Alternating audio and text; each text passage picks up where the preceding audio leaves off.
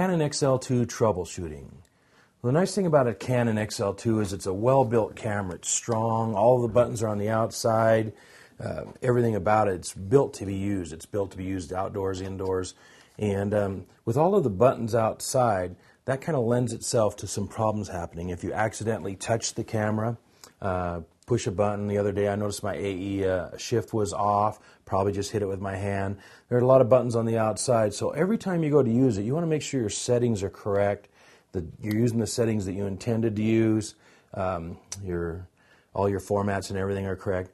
You're going to find that most of the time when you need troubleshooting, it's because of operator error. There are actually very few things that go wrong with the camera. But what you're going to do is first place you're going to go to your manual. Go to the troubleshooting section. You can see that I've used this manual a lot. It's beat up because I go to it a lot to learn and I use it, and whenever there's a problem I go to the troubleshooting, and almost always the error is operator error.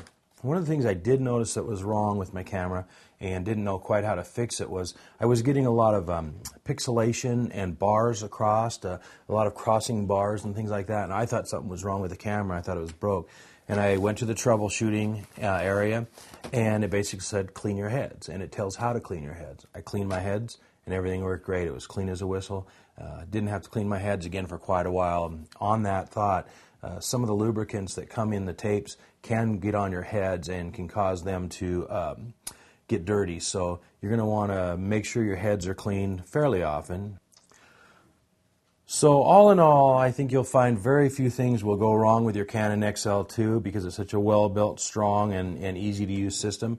But don't be afraid to use Canon's help. I've called Canon, CanonUSA.com, and used their tech help, and they've been very helpful to me on things that I couldn't figure out, things that would seem obvious after you know the problem and weren't at the time. So Canon USA help, your manual, troubleshooting section.